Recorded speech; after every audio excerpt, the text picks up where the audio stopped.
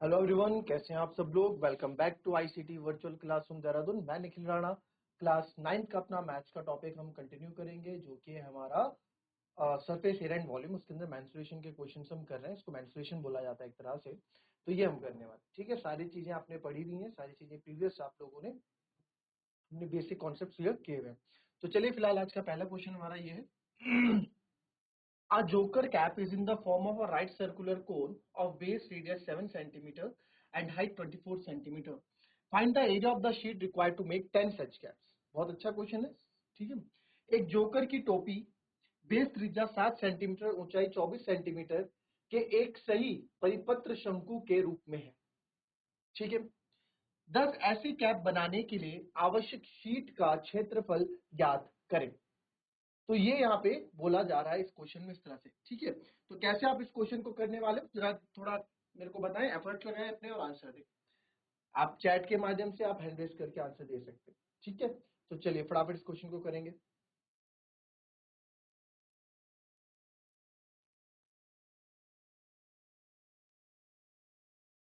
क्या बोल रहा है question? A jokers in the form of a circular। भाई जोकर की आपने देखी होगी सर्कस में, जोकर मूवीज में देखा होगा। जोकर्स की कैप कैसे होती है? कॉनिकल शेप की होती है ना। Joker is the form of right circular cone, इस तरह से होती है, ठीक है। थोड़ा रफली फिगर बनाया है, इस तरह से होंगी।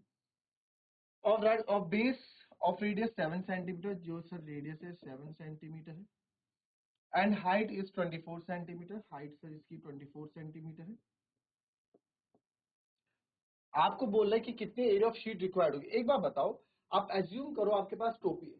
तो ये जो टोपी आप पहनते हैं, नीचे वाला पार्ट तो हमारा सर के ऊपर आ जाता है, बट जो शीट लगी होती है, डिजाइन होते हैं, कहाँ होते हैं? इसके कर्व्ड वाले पार्ट पे, ठीक है। कर्व्ड वाले पार्ट, जो टोपी आपकी होती है ना, जो टोपी आपकी होगी, तो यहाँ पे जो पार्ट होगा ये, इसमें तो होगा डिजाइन। तो जो जो आपको शीट चाहिए होगी, काय के लिए चाहिए, किस पे डिपेंड करेगा? इसके कर्व सरफेस एरिया पे डिपेंड करेगा इसकी शीट, है ना। कर्व सरफेस एरिया पे डिपेंड करेगा, यस सर। तो बस निकाल देंगे, कोई गलत बात या फिर कोई टफ बात नहीं है। रेडियस 7 सेंटीमीटर है,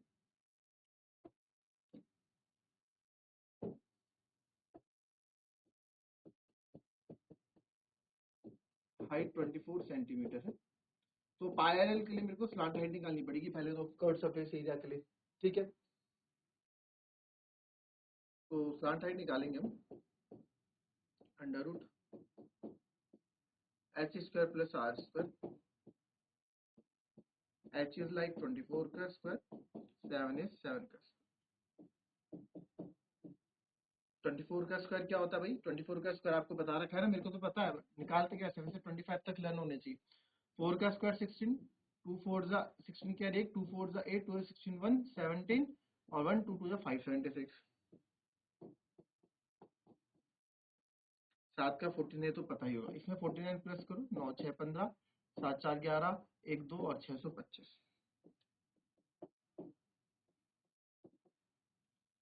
तो अब ये बताने की जरूरत नहीं 625 है किसका, है ना। 625 आप सबको पता होगा किसका है। हाँ, अगर नहीं आता है कभी निकालना, तो आप ऐसे निकाल सकते हैं कि कोई सा भी वर्गमूल, कोई सा भी स्क्वायर। दो दो के पेयर बना दिए, 2 2 जा 4, 6 में से 4 गए 2, जो था वो यहीं ऐड हो जाएगा और यहाँ से नीचे उतर जाएगा 225। तो लास्ट में 5 है, तो एक बार 5 से ट्राई करके देखते हैं। 45 इंटू 5, 5 पंजे 25, 2 कैरी 5 को भी 2, बिल्कुल 225 ही आ रहा है। कंप्लीटली डिवाइड किससे? 25 से। तो यानी कि किसका हुआ? 25। एल हमारा आ गया 25 सेंटीमीटर, ठीक है। तो एरिया ऑफ शीट बराबर क्या होगा? एरिया ऑफ शीट बराबर होगा curve surface area of the cap. तो area of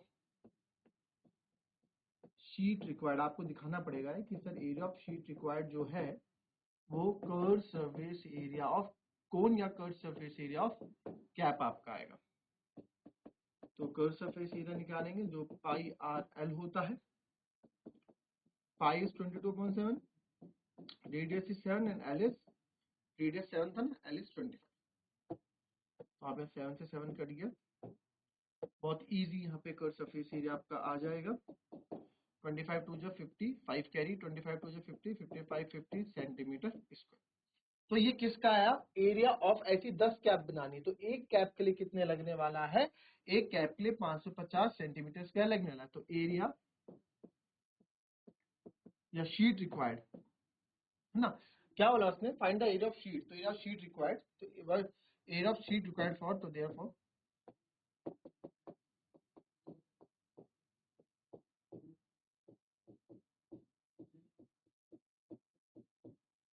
for one cap, area of sheet required for one cap कितना है? 550 सेंटीमीटर स्क्वायर, इतनी एरिया ऑफ शीट चाहिए। बट हमें तो area of sheet required for कितना है? 10 कैप के लिए चाहिए, है ना। Therefore area of sheet required for 10 caps कितना हो जाएगा? 550 इंटू 10, यानी कि 5500 सेंटीमीटर स्क्वायर की शीट हमको यहाँ पे चाहिए होगी। ठीक है, इस तरह से क्वेश्चन आपका होना था। क्लियर? कॉपी करेंगे, फिर हम नेक्स्ट क्वेश्चन पे बढ़ते हैं।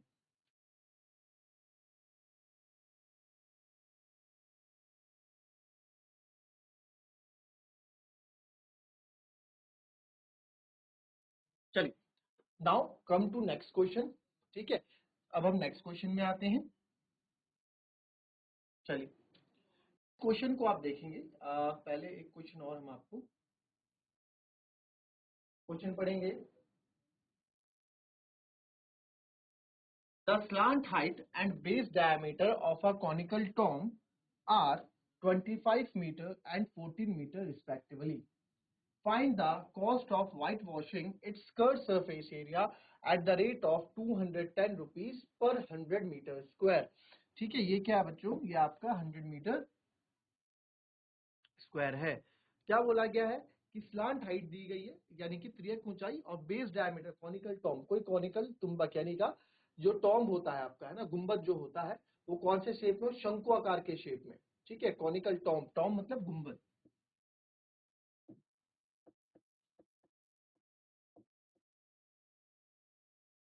देखे ना आपने गुंबद कैसे होते हैं? जैसे हमारे, आप मॉस्क्यू जाएंगे या मस्जिद जाएंगे तो फिर गुंबद, ताजमहल देखोगे उसमें भी ऊपर गुंबद है ना, मंदिरों में भी आपने देखेंगे कॉनिकल हमारे ऐसे गुंबद बने हुए हैं। वो 25 मीटर है एंड 14 मीटर है, यानी कि स्लांट हाइट जो पहले लिखा है वो पहले, एंड बेस डायमीटर जो बाद में लिखा है वो बाद में। Find the cost of white washing it's curve surface है, उसके कर्व सरफेस एरिया पे, यानी कि वक्र पृष्ठ क्षेत्रफल पे हमें व्हाइट वॉश करना है, यानी कि पेंट करना है। ठीक है, पेंट करना है, व्हाइट वॉश करना है। तो उस व्हाइट वॉश की लागत क्या है? जो व्हाइट वॉश करने वाला है उसने बोला भैया हम 210 रुपए लेंगे प्रति 100 मीटर स्क्वायर के, 100 मीटर स्क्वायर का 210 रुपए हम लेंगे। ठीक है, इस तरह से चलिए करेंगे इसको।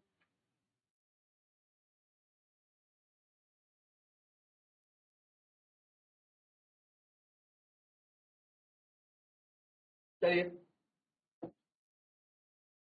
तो क्या है ना, प्लांट टाइप कोई कॉनिकल टॉम है। ठीक है, ऐसे समझ लो आप, कोई हमारे पास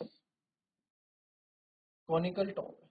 ठीक है, अब कॉनिकल जो टॉम है वो कुछ इस तरीके से, टॉम मंदिर के टॉम ऐसे होते हैं, या कोई मंदिर भी नहीं बोलो तो, कोई आप कोई भी शेप है, कोई घर है, कोई कोट कुछ है, कुछ भी है, कॉनिकल टॉम कुछ ऐसा है। ठीक है, किला है, इसके नीचे से आपकी कुछ ऐसे हैं, तो ऐसा कुछ शेप होगा, कोई बिल्डिंग होगी, कुछ भी हो सकता है। ठीक है, तो जो कॉनिकल टॉम है इस पे आपको व्हाइट वॉश यानी कि रंगाई करानी है ना, या पुताई करानी है, सफेदी करानी है। तो इसमें जो है हमको व्हाइट वॉश कराना है, ऐसे इस पूरे में व्हाइट वॉश कराना है। तो टॉम में व्हाइट वॉश कराने का मतलब क्या है बच्चों? अगर मैं अगर मैं इस टॉम्ब में व्हाइट वॉश कर दूं, जैसे कि आप देख रहे हैं, तो इसमें व्हाइट वॉश करने का क्या मतलब हुआ?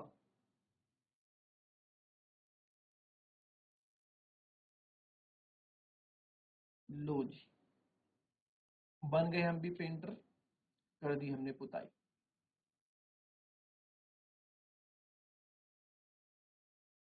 ठीक है। तो जो ये पुताई की है, ये पुताई कहाँ करनी है? इसके कर्ड सरफेस पे। व्हाइटिंग वॉश इट्स कर्ड से लिखा है, तो ये कर्ड सरफेस वाला ही हमने क्या लिया है, ये कर्ड सरफेस वाला ही हमने पार्ट लिया है। आपको दिख भी रहा होगा, है ना, ये कर्ड सरफेस एरिया वाला ही इसका पार्ट है। तो इस पे हमको पेंट करना है। तो यार जब कर्ड सरफेस जिस एरिया पे पेंट करना है, तो उस एरिया के बारे में पता होना चाहिए ना कि एरिया है कितना, तभी तो मैं उसको पैसे दूंगा, तभी तो मैं उतना पेंट मंगाऊंगा। कितना एरिया है, कितना उस हिसाब से सामान लेके आएगा। तो एरिया की पहचान तो हमें होनी चाहिए कि भाई कितना एरिया है, कितना क्षेत्रफल है जिसपे आपको पेंट करना है, जिसपे आपको व्हाइट वॉश करना है। करेक्ट। तो ठीक है, now solution. Sir slant height दी गई है इसकी 25 मीटर। दैट मीन्स कि आपको ये जो स्लांट हाइट है ये 25 मीटर दी गई है। एंड बेस डायमीटर यानी कि आधार का व्यास आपको 14 मीटर दिया गया, जिससे कि आपका रेडियस निकल के आता है 7 मीटर, है ना। इतना तो आप लोगों को पता ही होगा। तो मैं किसकी बात कर रहा हूँ, ये जो आपका रेडियस यहाँ पे है ये 7 मीटर। अब मेरे को क्या चाहिए? अब आप बोलोगे सर हाइट भी तो चाहिए। हाइट क्यों चाहिए भाई? कर्व सरफेस एरिया पार्ट पे निकालना है ना। तो कर्व सरफेस एरिया पार्ट का फॉर्मूला क्या होता है? Curve surface area of Tom क्या होगा यार? वहां पे तो हाइट की जरूरत ही नहीं है बच्चों। क्यों? क्योंकि सर वो तो पाई आर एल होता है। हमारे पास रेडियस भी, हमारे पास एल भी है। तो क्या दिक्कत है इसमें? कोई दिक्कत नहीं है। तो आप वैल्यू कर दो 22/7, रेडियस इज 7, एल इज 25। आप बोलेंगे कि सर ये क्वेश्चन था क्या? क्वेश्चन में भी है, मेन पॉइंट अभी आएगा क्वेश्चन का। तो ये आ गया 25 दूनी 50, 5 550 मीटर स्क्वायर क्या है सर इसका एरिया। अब मुझे इसके व्हाइट वॉश वाले पार्ट की बात करनी है। अब हमें इसके व्हाइट वॉश वाले पार्ट की बात करनी है, तो उसकी बात करते हैं। तो आप देखें व्हाइट वॉश वाला पार्ट, मैंने आपको बताया था रेट और कॉस्ट में अंतर होता है। ठीक है, ये इसने हमसे कॉस्ट पूछी है और यहाँ पे इसने रेट दिया है। तो कॉस्ट और रेट के बारे में आपको फिर से मैं थोड़ा बता दूं कि रेट क्या होता है। जैसे आप मार्केट जाते हैं, बोलते हैं सर 50 रुपए किलो टमाटर, 50 रुपए किलो प्याज, 50 रुपए किलो चावल, कुछ भी, है ना, ये 20 रुपए किलो सब्जी, या 100 रुपए किलो आपके क्या हो गया, चावल हो गया, कुछ भी आप लेते हो। तो आप किसी दुकान में गए, उसने बोला सर 50 रुपए किलो टमाटर, एक ने बोला 20 रुपए किलो प्याज। तो ये लोग क्या बता रहे हैं? लोग रेट बता रहे हैं कि भैया 50 रुपए किलो प्याज दे रहे हैं, 20 रुपए किलो रेट। या आप जाते हैं तो आप भी तो सब्जी वाले से पूछ रहे हैं भैया क्या रेट लगा है आलू, क्या रेट लगा है प्याज, क्या रेट लगाई सब्जी, क्या रेट लगाया जो भी वट आप जो भी लेने जा रहे हैं। तो क्या पूछते हैं आप लोग? यही तो पूछते हैं। तो क्या रेट लगाया? रेट मतलब वो 1 किलो का बताता है। रेट हमेशा ना 1 का होता है, यूनिट का। यूनिट की रेट होती है। अगर हमें यूनिट की वैल्यू पता है, अगर हमें 1 की वैल्यू पता है, तो मैं किसी की भी वैल्यू निकाल सकता हूँ। इस चीज को दिमाग में रखना हमेशा से। कहीं भी आपको कुछ कॉस्ट निकाले तो आपको पहले 1 यूनिट की वैल्यू पता होनी चाहिए। 1 यूनिट मतलब 1 kg, 1 लीटर। तो 1 यूनिट 1 सेंटीमीटर, 1 मीटर, ये पता होना चाहिए। तो यहाँ पे जो है आपको बोला गया है कि अब हाँ, तो रेट आपने बोला उसमें 50 रुपए किलो फॉर एग्जाम्पल टमाटर। तो आपने अच्छा 50 रुपए किलो टमाटर रेट हो गया, आपने बोला 2 किलो पैक कर दो, 2 किलो बांध दो। तो सर 2 किलो बांधने का मतलब क्या है? 50 इंटू 2 कर दो, 50 इंटू 2 यानी कि 100 रुपीज। तो आपकी जेब से कितना पैसा गया? 100 रुपए गया ना। तो वो जो आपकी जेब से गया वो कॉस्ट है। जो आपकी जेब से पैसा गया वो आपका क्या है? कॉस्ट। नाउ वो आपका क्या है? कॉस्ट होगा। चले, तो इतना आप समझ गए। अब आप समझेंगे इसकी कहानी क्या है। तो रेट जो हमको दे रखा है, rate of white wash, rate of white wash क्या है sir? 210 rupees per 100 metre square. अब इसका मतलब क्या हुआ? प्रति 100 मीटर स्क्वायर पर 100 मीटर स्क्वायर का 200 रुपए वो ले रहा है, 210 रुपए। यानी कि सर 100 मीटर स्क्वायर का 210 रुपए। अच्छा जी, 100 मीटर स्क्वायर का 210 रुपया, बट हमें पेंट करा रहा है 550 है। तो यार ये 100 और 550 का कुछ यूनिट मतलब समझ में नहीं आ रहा। तो मैंने आपको क्या बोला, हमेशा किस चीज की वैल्यू पता करनी है? यूनिट की। किसकी? 1 यूनिट की वैल्यू पता होनी चाहिए। तो उसने कि यहाँ से 1 मीटर स्क्वायर की वैल्यू में निकालने पे आऊं तो ये हो जाएगा 210/100। कितना आएगा? 1 मीटर स्क्वायर है 210/100। मत करो अभी डिवाइड मल्टीप्लाई, क्योंकि आगे जाके तो होना ही है इतना रुपए। तो सर 1 मीटर स्क्वायर का इतना रुपीज है, तो मेरे को कितने का चाहिए? मुझे 550 मीटर स्क्वायर का चाहिए। तो 550 मीटर स्क्वायर का कितना हो जाएगा? तो देयरफॉर टोटल कॉस्ट है ना, यहाँ लिख दें therefore total cost of white wash, यानी कि 550 मीटर स्क्वायर का कितना हो जाएगा? 210/100 550। ठीक है, तो आप देखें 1 0 से 1 0 कट गया, 1 0 से 1 0। तो यानी कि जो टोटल कॉस्ट हमारे पास यहाँ आने वाली है 55 मंजा 55 5 कैरी एंड 55 2 110 और 5 115, तो 1155 रुपए मेरा total cost of white wash आएगा इसमें। आई बात समझ में? चलिए ठीक है, कॉपी कर लेंगे इसको।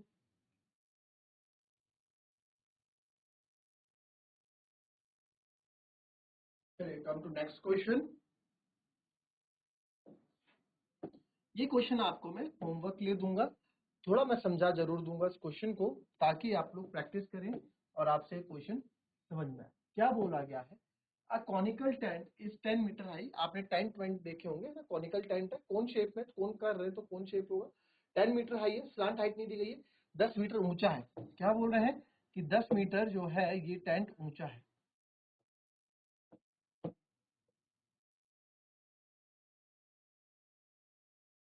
ठीक है, तो ये टेंट जो है 10 मीटर ऊंचा। ऊंचा मतलब कि सर यहाँ पे जो इसकी हाइट है ना, ये बिल्कुल आधार से, तो ये कितनी है? 10 मीटर, 10 मीटर, समझो इस बात।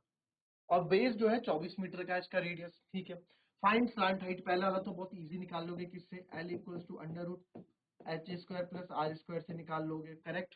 दूसरा बोल रहा है cost of canvas required to make the tent if the cost of 1 metre square canvas is ₹70। यहाँ आपको 1 मीटर स्क्वायर दिया गया है।